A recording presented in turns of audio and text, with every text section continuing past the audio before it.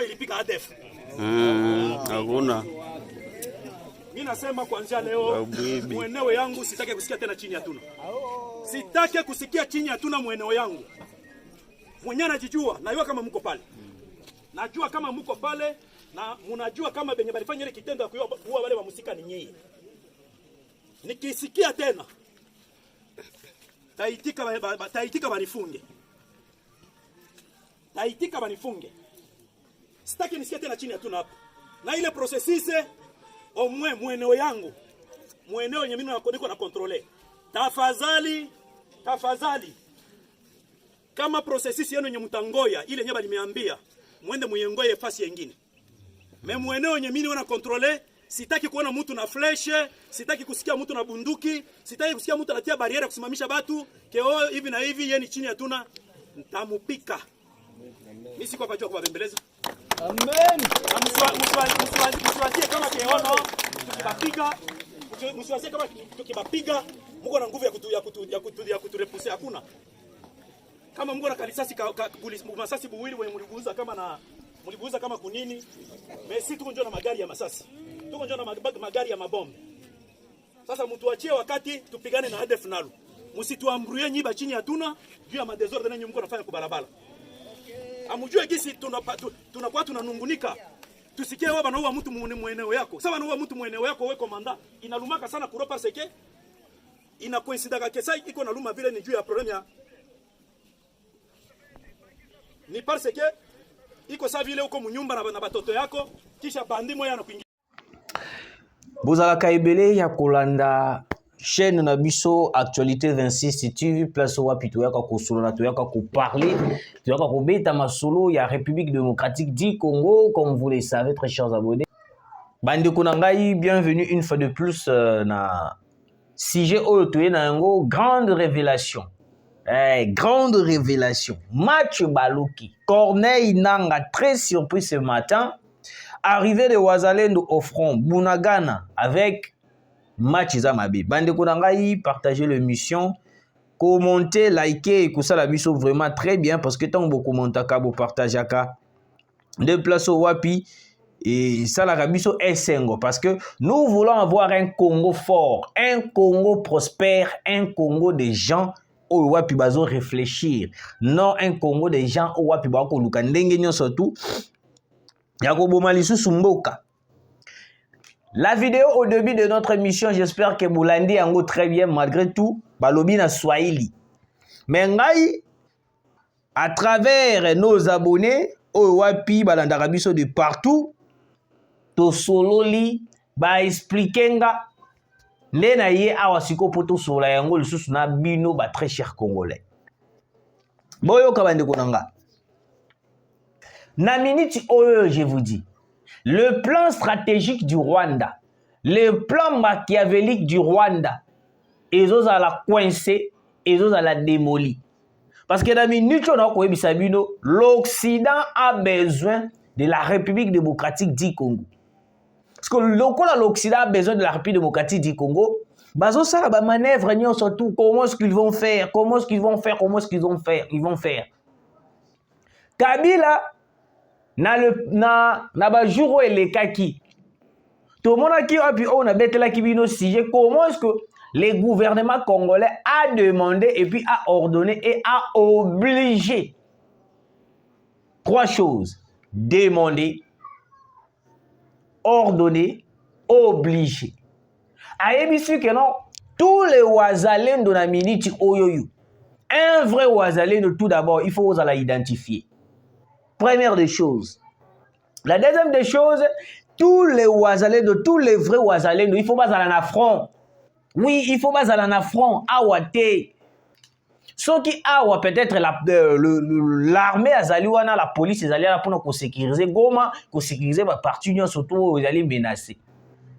Mais le vrai problème est que non, l'est de la République démocratique du Congo, tous les Wazalendo, il faut pas à la kuna. Parce que Corneille Nanga nini oya salaki. Corneille Nanga ba salut ba manœuvre, ba créer un groupe de faux Wazalendo. Na kati ya groupe ya ba faux Wazalendo wana bazo kotaka na kati ya population, massacrer la population, tuer la population, violer la population. Parce que ba vrai wazalendo basali déclaration. Boyoka déclaration yango to développer yango natangela bino yango et puis to continuer. Les proches d'un commandant FARDC Anituri ne veut plus entendre parler de Chini Yatuna Anituri. Chini Yatuna ezali ba wazalendo moko de faux wazalendo. Bango bakotaka na kati ya population pour massacrer, violer et puis bango bazalaka na pona kozwaka ba jeune ko faire intégrer bango na kati ya AFC M23. Boyoka Anituri.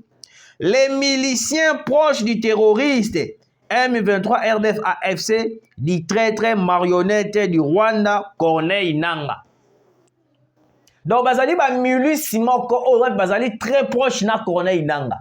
Donc bango bazwaka ba information, bazwi ba information comme si bazali ba vrai wazalendo, comme si bazali ba bato moko boye bazali très bien, alors que ce sont le faux de faux wazalendo.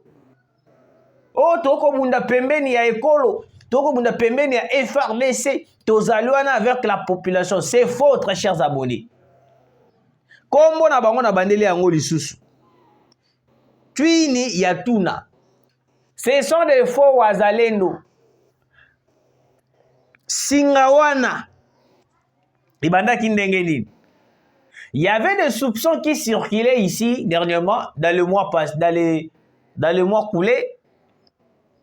Une complicité directe de Hippolyte Kanambe Kazemire en train de financer de wazalendo. Donc, il y a Azaliwana pour financer ba wazalendo. Ba faux wazalendo, Hippolyte Kanambe. Ba financer ba faux wazalendo. Pour que de faux wazalendo là, ensuite, ba sala nini, ba kota na kati ya population, to ba koti na kati ya militaire na biso FARDC, bazo zwa ba information. Tango bazo zwa information, bazo pesa ka yango Rwanda, bako pesa ka yango Willy Ngoma, bako pesa ka yango Corneille Nangaa Yobelwa. Pour qu'en retour, au moment de préparer une attaque, te kobeta par exemple na 16h. To kobeta munguna na 16h juste. Mais au moment 15h juste munguna a sécuriser espace wana mobimba. Tozomi to na question. Mais biso to prévoyait qui que notre ko attaquer position na bango na 16h. Mais ndenge ni de komi déjà 15h. Munguna a sécurisé position na nyonso tout et puis munguna ayemba moko attaquer biso na position na biso. Munguna komi koyeba ba position na biso, akomi koyeba ba place nyonso ba makambo nyonso tout tozo sala. C'est de là qu'on avait compris qu'il y avait des faux wazalendo tout autour de l'armée congolaise, même dans le cas il y a des vrais wazalendo, il y avait des faux wazalendo qui prenaient des informations, qui les diffusaient, qui les donnaient à Kagame, au M23, au Bertin Bisimwa et tout, etc. Parlant de le gouvernement congolais avait pris la décision que tous les vrais wazalendo devaient s'identifier. Neto monaki ba vrai wazalendo ba kenaki ko s'identifier et puis le gouvernement congolais a ebisaki bango tout le wazalendo na front kuna makambo ya kovanda pembeni ya population ote te tolingi yango lisusu te. On ne veut plus de ça parce que nous avons compris que non, ces faux wazalendo aiment beaucoup coller avec la population pour que nini baba na kobeba sa population morale na sens nini ba komi ko intoxiquer ba jeune. Il faut rejoindre AFC, kuna bateli bino mbongo autant boyebebe bazo luka ndenge nyonso tout.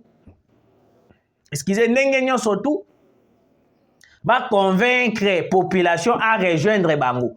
Va convaincre population à que s'adhérer à kati ya AFC M23. Ce qu'on a mis Nichoyo, Corneille Nangaa vient d'être surpris. Nandengeni. Bato wana chini Yatuna. Na yebite soki na lobi yango bia chini Yatuna. basali complot na bango balobi non bazoyaka awa na kati ya population bazwi information l'armée akobeta jour intel l'armée akosala vraiment kosala bakei nde na kati ya réseau na bango ils ont été démasqués accusés par l'un des commandants auprès d'un commandant ya FARDC Anituri o wapa lobi azali lisusu na posa te ayoka baloba makambo ya tini ya tuna Anituri bazali ba milicien moko proche du terroriste M23 AFC ya Corneille Nangaa donc bazali batu moko baza coopérer avec Corneille Nangaa dernièrement bomonaki arrestation ya Baraka par les Ougandais. Les lois échangé et comme ba rebelle ba M23 bazui ba kotisi ba milicien moko boina sous forme de roi ba wazalendo pour ba yaka kozaba information ba banda ko nini ko zwaka ba jeune ko faire intégrer bango na kati ya ba pratique na bango ya mabe ya ko bomaka population parce qu'on a nouvelle loi na Corneille Nangaa yoki parce que quelques miliciens on va donc partenir na kati ya complet groupe na bango na tina ya tuna ils ont été arrêtés ils ont été arrêtés par le FARDC parce que tango bakangi bango nouvelle comme li Corneille Nangaa vana lobi maintenant awa ndenge ya pourquoi ba plan stratégique na ngai nyonso tout au sala et ko zala bafu je vous avais dit tu sais que des un stratège na minute oyoyo s'il s'agit de se rendre Corneille Nangaa il est temps s'il s'agit de se rendre Corneille Nangaa il est temps parce que on va frapper très fort je vous dis Corneille Nangaa évitez ya ko s'entêter na eloko oyo yo moko conscience na yo moko yebi ke non na minute oyo soki la RDC alobi a frappé j'espère que non tous les M23 bakokoma ba insectes ils vont frire comme des insectes je vous dis. Nous avons réceptionné des drones militaires moko très sophistiqués des avions Moari ba avions o apesali na mode tobenga yango ezali na actualité ba avion moko ba nouvel avion oyo ekoki kobunda guerre na ndenge moko ya malunga. Alors je vous préviens déjà Corneille Nangaa si vous avez besoin de vous rendre il est temps parce que quand Tshisekedi va déclarer directement la guerre je vous jure bokolela na monoko ya mboka vous allez pleurer comme si vous n'avez jamais pleuré comme ndenge kolela wana bokolela ndeti ndenge non bolela te parce que na minute o Tshisekedi ramène la guerre au Rwanda. Tshisekedi vient de ramener la guerre au Rwanda et c'est fini na minute o c'est fini l'Occident n'a plus de mots à dire boyoki te awa siko batali balobi non Tshisekedi aza tellement teti toko comprendre Tshisekedi te na minute na koloba na bino Joseph Kabila Kabange aza na Belgique. Joseph Kabila Kabange est en Belgique. D'après les informations à notre possession, il paraît que non, la Belgique veut le retour de Joseph Kabila au pouvoir. Vous comprenez? Nazongi moi simamouké pour vous faire comprendre. Tant que les États-Unis d'Amérique coinçaient Tshisekedi, poussaient Tshisekedi d'aller négocier, les États-Unis, même Tshisekedi dans massacre à l'Est, Tshisekedi a refusé de collaborer avec les M23. Bazui Tshisekedi, Batini ba William Ruto et Simbité, Cyril Ramaphosa et Simbité, ba Uhuru Kenyatta et Simbité. Les États-Unis d'Amérique bafandi balobi non. Na minute ndenge zaboye, il faut tobenga bato ba coloniser bango. Oui. Parce que vu que la RDC est colonisée par la Belgique, ceux qui tobengi bango la Belgique aura la capacité de dire à Félix Antoine Tshisekedi d'aller négocier. Parce que la minute où on a posé la guerre, il faut négocier. C'était une obligation aux Occidentaux pour ça la biso. La Belgique a appelé Tshisekedi pour lui dire que non, Tshisekedi, na minute oyoyo, tout le monde m'a ramené sur les cas. Alors, on n'a pas besoin de voir la guerre, Batouba Koufa et tout. Alors, nous vous conseillons d'aller négocier avec les M23 pour apaiser la situation qui est à l'est de la République. Tshisekedi a dit que non, ce qui est Kosenga, Makila et Tanga, Rwandais Bakoufa, j'accepte. Mais n'akoki jamais aucun négocier avec les M23 sous prétexte que Bali ba Congolais et puis nazonga na titi d'autres qui n'ont kala il y a brassage mixage au sein de l'armée. Congo est comme à diriger manipulé par les Occidentaux. Tshisekedi Aboya. C'est que la même Belgique a été contactée par les Américains. Les Américains ont dit que non, non, si c'est comme ça, alors nous devons appliquer des grands moyens. Appliquer des grands moyens, ils ont appelé Joseph Kabila na Belgique. Nous le savons tous que dans la Belgique, Bazali a la capacité à kukanga Kabila parce qu'il y a un mandat d'arrêt contre Hippolyte Kanambe Kazembere. Mais la Belgique a gagné Kabila. Belgique a gagné Kabila. Le non, Kabila, au travail à Nabiso Kitoko, tu étais facile à manipuler. Alors, tu as besoin de ozonga na bokonzi. Le roi a besoin de ozonga na bokonzi. Nous avons besoin de réaliser un plan d'attaque contre la RDC. Tu as fait plus de 18 ans au Congo, tu connais bien le Congo, tu connais bien ce qui se passe réellement en République démocratique du Congo. Donne-nous des plans, donne-nous des stratégies, comment est-ce que nous devons réaliser, attaquer, Tshisekedi, renverser le pouvoir. Naminich, oh, il y a des choses, il y a une réunion qui se fait en Belgique, au Kabila en Belgique, avec les dirigeants belges, pour préparer que sa Kabila na pouvoir. Mouzé Laurent Désiré Kabila l'avait dit très bien, la guerre sera longue et populaire.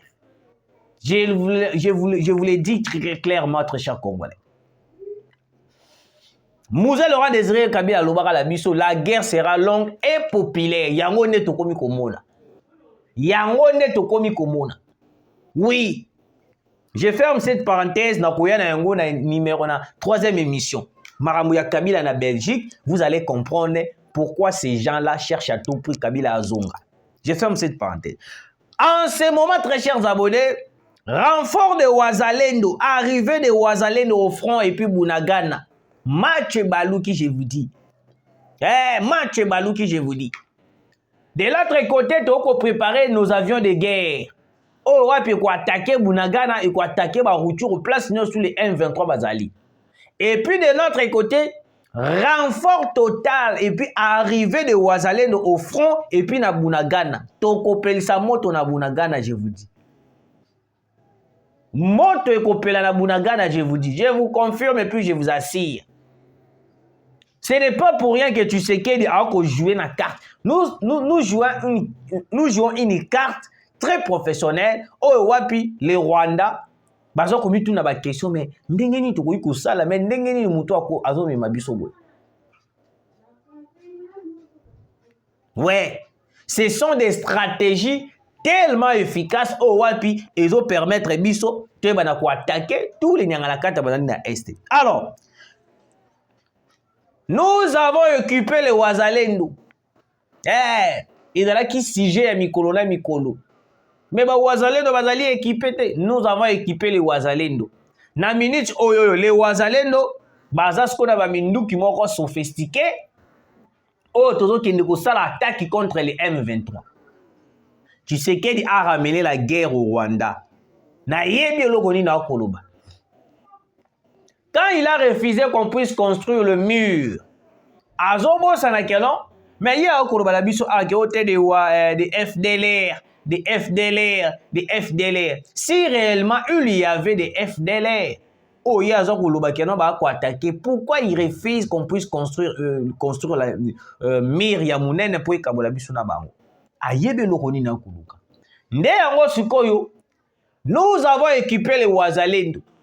Arrivé de Wazalendo na front, Baminduki ya somo, avec le matériel très sophistiqué, au wapi photo silisa tous les nyangalaka to bazali na est de la République.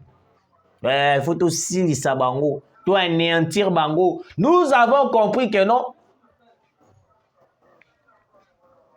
Vous comprenez, très chers Congolais.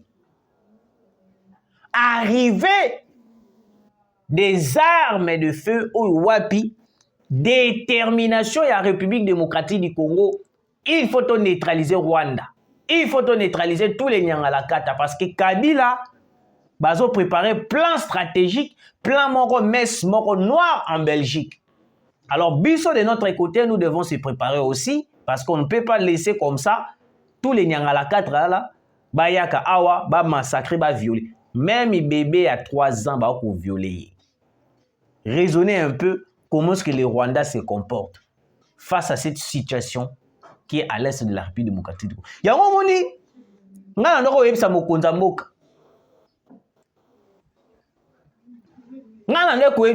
moment.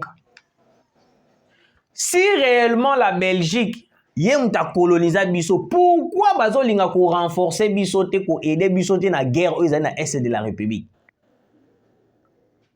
Si réellement les États-Unis d'Amérique, bazalaki na Bisso, bazo soutenir Bisso, pourquoi jusqu'à présent bazo linga te ko renforcer Bisso ko pesa Bisso manduki to beta Rwanda? Bayebi plan ni babongisa. Les Rwandais bénéficient de l'aide militaire auprès des États-Unis d'Amérique. Et puis, les Rwandais en retour viennent au Congo pour massacrer, assassiner nos mamans, nos papas, Baleki Nabiso. Est-ce que nous devons toujours continuer avec cet accord noir avec les États-Unis d'Amérique? Non, je ne pense pas. On avait un accord militaire avec les États-Unis. Au place au WAP, nous avons compris que non, les États-Unis d'Amérique, bah, Joe Biden, tous les présidents américains, ce sont des hypocrites. Ou bah, vous voyez les sources en France, Emmanuel Macron, un hypocrite n'a pas de. Donc, leur stratégie est que non, le Congo, il faut ezongasima.